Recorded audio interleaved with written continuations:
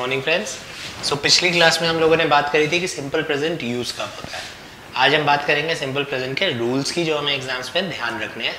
इसके बाद जब हमारा सेकेंड टेंस खत्म हो जाएगा, then we will start with our tests parallelly, जब हम दो दो टेंसेस को कंपेयर करेंगे अपने टेस्ट में कि किस तरीके की गलतियां एग्जाम्स में आ सकती हैं। सो आज सबसे पहले इसके दो हेल्पिंग वर्ब्स होते हैं, do and does. Now the difference between do and does is singular and plural. So जब हम एग्जाम्स की बात करते हैं CDS, NDA, SSC, so हमारा सिंगुलर प्लूरल बहुत इंपॉर्टेंट पार्ट है। बहुत ज़्यादा क्वेश्चन इस पे डिपेंड होते हैं, कभी is, कभी are, कभी do, कभी does, कभी verb with और without s। So इन दोनों में डिफरेंस क्या है? Do is used with I, you, we and they, and does is used with he, she, it and singular names. So अगर एग्जामिनर, तो हमारी फर्स्ट काइंड ऑफ एरर जब हम रूल्स की बात करते हैं तो क्या हो जाएगी? जब एग्जामिनर बोलेगा he go to school, जैसे आपने ही गो टू स्कूल देखा, अब इसमें आपको कितनी भी गलतियां दिख रही हैं, हमारा सबसे पहला स्पॉटिंग एरर्स का रूल होता है कि आपको सेंटेंस फॉर्मेशन की गलती मार्क करनी है, and this is an error of sentence formation. So आप एग्जाम में इसको गलत कराते हैं। सही क्या होना चाहिए? He goes to school. अब जैसे हमने यहाँ पे डू और डज लिखा, ये सेम रूल है। अगर हम वर्ब लिख रहे हैं डू की जगह, तो यहाँ पे वर्ब नॉर्मल आएगा, which means words like go, come without S. और अगर हम सिंगुलर्स पे आ रहे हैं तो हम यहाँ पे वर्ब में एस जोड़ते रहेंगे, which means goes, comes etcetera. So go के बाद, गो की जगह गोज लगेगा। इसी तरह से अगर उल्टा आ जाता है, वो वी लिख देता है, वी की जगह लिख देता है वी गोज या वी प्लेज, तो प्लेज गलत हो गया क्योंकि वी है, वी के साथ क्या लगता है? Without S. सो हमें क्या लिखना पड़ेगा? We play. तो ये हो गया हमारी फर्स्ट एरर जो एग्जाम में आती है।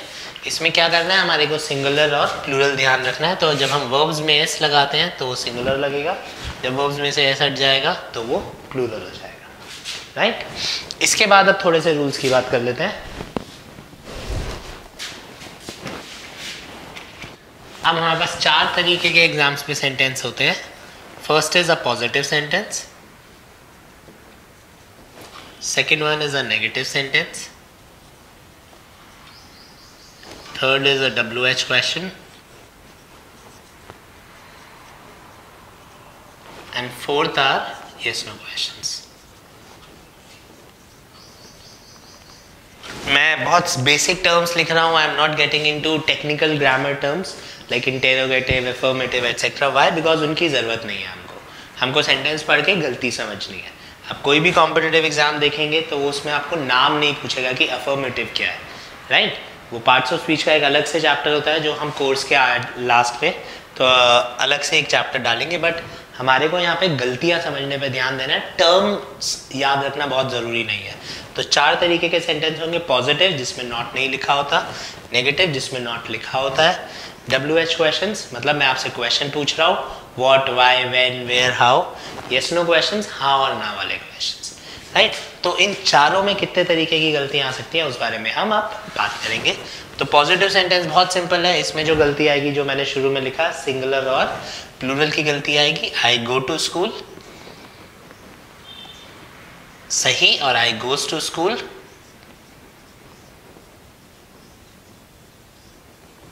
गलत। तो this is our first kind of error, go to school and goes to school. आपको बस ये ध्यान रखना है कि आपका कौन सा नाउन या प्रोनाउन आया है, सिंगुलर वाला या प्लूरल वाला। तो इन चारों के साथ एस नहीं लग सकता। सो अगर आई के साथ गोज लिखा है तो आप इसको गोज की गलती कराते हो। दूसरी जो गलती आती है पॉजिटिव सेंटेंस में, वो आती है जब examiner I go to school और I do go to school. अब ये एरर नहीं है, ये क्वेश्चन आएगा फिल इन द ब्लैंक्स में। आपको क्या करेगा examiner? I dash to school. अब यहाँ पे आपको ऑप्शन दे देगा गो एंड डू गो। अब नॉर्मल सर्कमस्टांसेस में डू गो गलत होता है, अगर आपने इतना क्वेश्चन है फुल स्टॉप है तो आप डू गो को गलत कर देंगे, गो को सही कर देंगे, क्योंकि डू और डज पॉजिटिव सेंटेंसेस में रिक्वायर्ड नहीं होते। लेकिन अगर थोड़ा सा डिफिकल्ट लेवल आ गया एक क्वेश्चन का और इसके आगे कोई कंडीशन लिखी है, तब दोनों ठीक हो सकते हैं। अब इसमें हमारे को क्या समझना है, अगर ये दोनों में फर्क क्या होगा, तो अगर आगे कंडीशन आ गई तो इन दोनों में फर्क क्या होता है। आई गो इज अ नॉर्मल सेंटेंस, मैं स्कूल जाता हूं, एंड आई डू गो जो होता है ये सर्टेन सॉर्ट ऑफ एम्फेसिस होता है, this is a kind of emphasis. मतलब अगर मैं हिंदी बोलूं तो जाता तो हूं, राइट, तो डू शोज एम्फेसिस।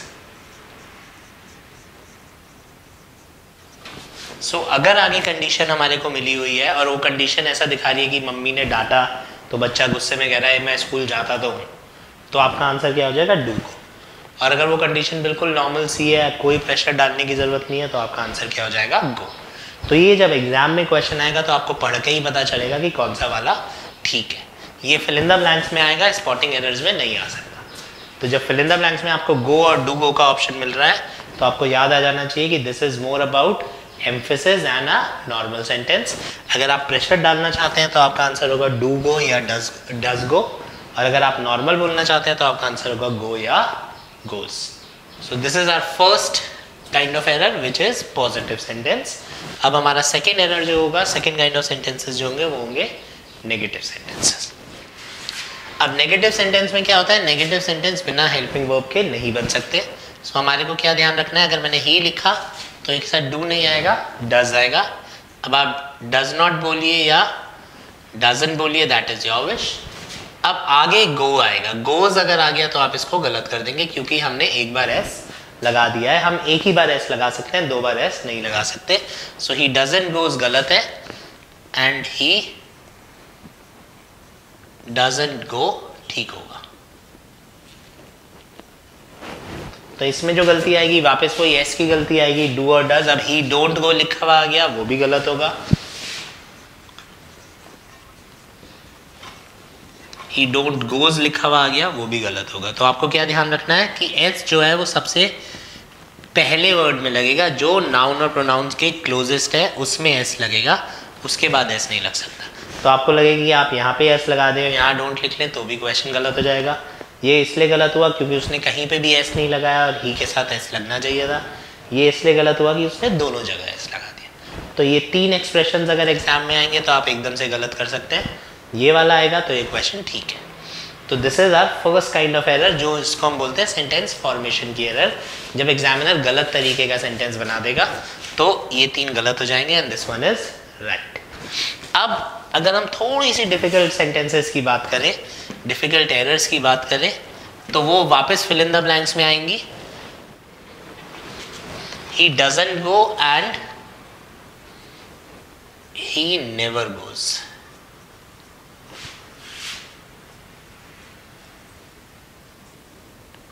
अब क्योंकि नेवर में एस नहीं लग सकता, नेवर वर्ब नहीं है, इसलिए वापस हमने एस कहाँ लगाया, गोज में। अब इन दोनों का हिंदी क्या हो गया, वो स्कूल नहीं जाता, वो स्कूल नहीं जाता, या वो स्कूल नहीं जाता और वो कभी स्कूल नहीं जाता। तो अब यहाँ पे प्रॉब्लम क्या है, वापस ये दोनों ठीक है, दोनों में कोई प्रॉब्लम नहीं है। स्पॉटिंग एरर्स में हम इसको छोड़ देंगे, लेकिन जैसे ही ये question fill in the blanks में आएगा और आपको ऑप्शंस मिलते हैं, he dash goes to school, और आपको ऑप्शन मिलते हैं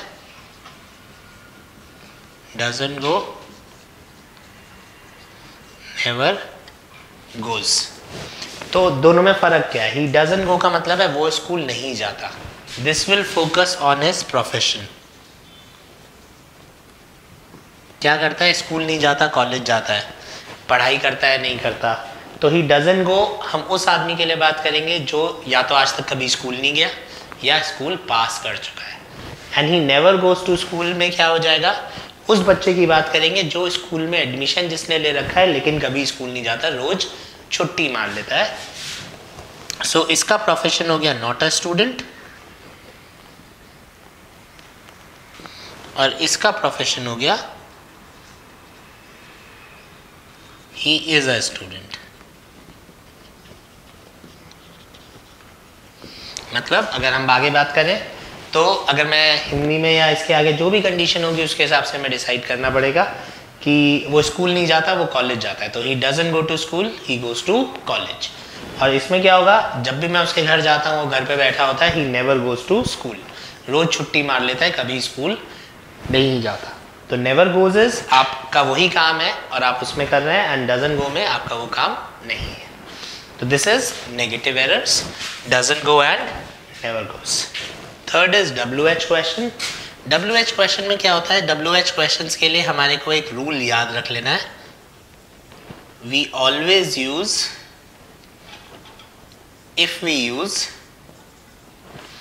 हेल्पिंग वर्ब, हेल्पिंग वर्ब ये ऑक्सिलरी वर्ब्स होते हैं, डू और does. If we use helping verbs after WH words, it is a question,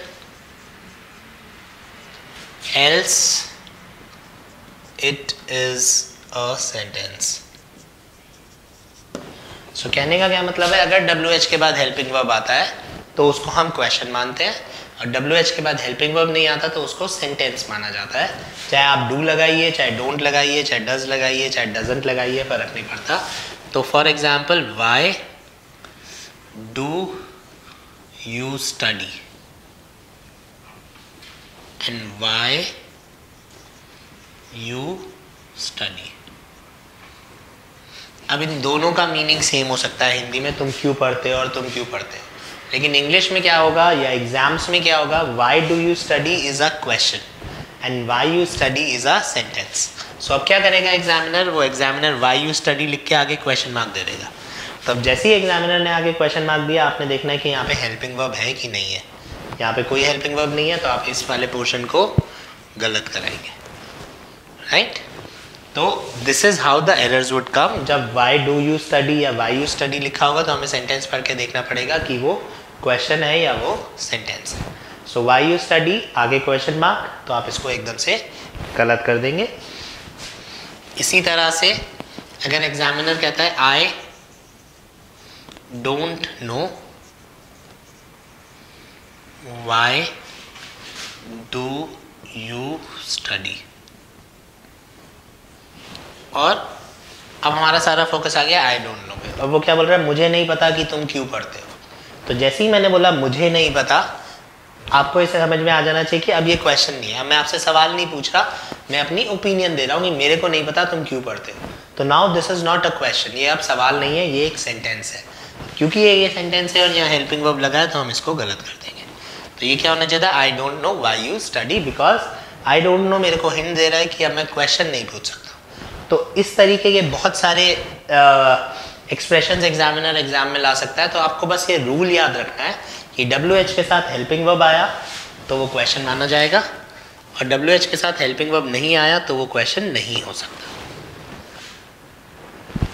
अगर आपको ये रूल याद रहेगा, अब एग्जामिनर कैसा भी एक्सप्रेशन लाए, आप सेंटेंस आपको ठीक से समझ में आता है, तो you would be able to solve the question.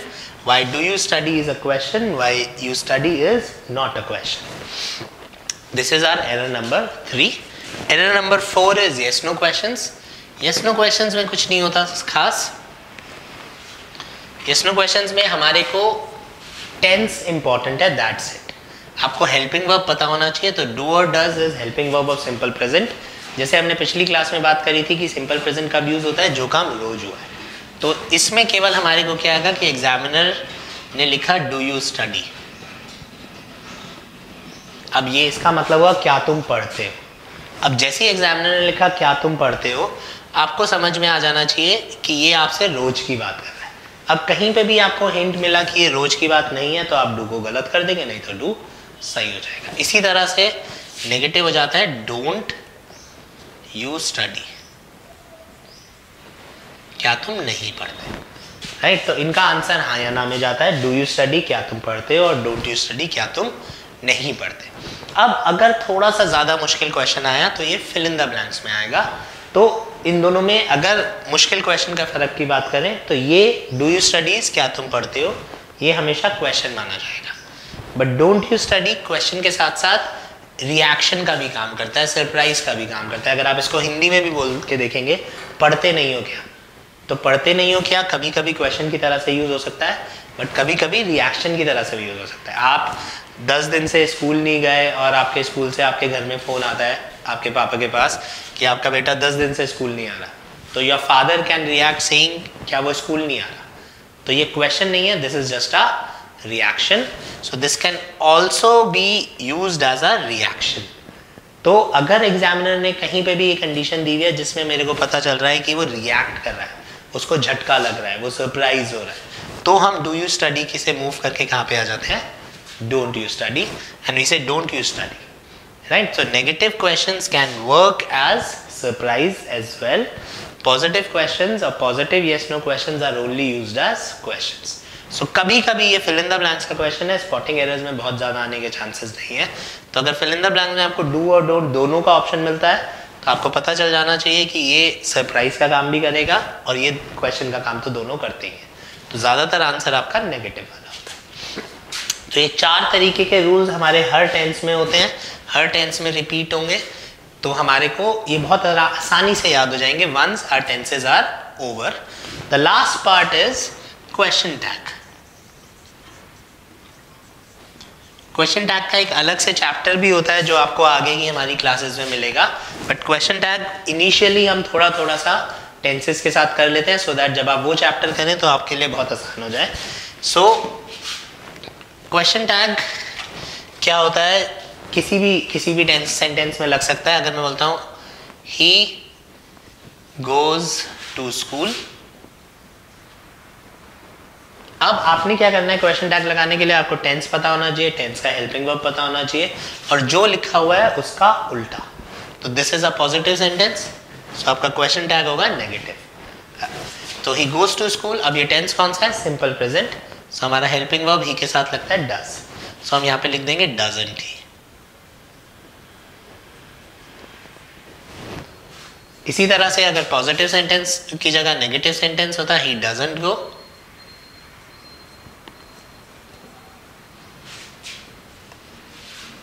तो हम यहाँ पे लगा देते डज ही।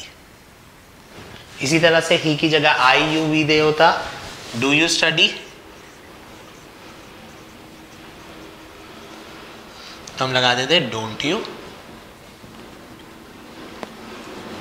और अगर हम लिख देते दे डोंट स्टडी, तो हम लिख देते डू यू, डू दे।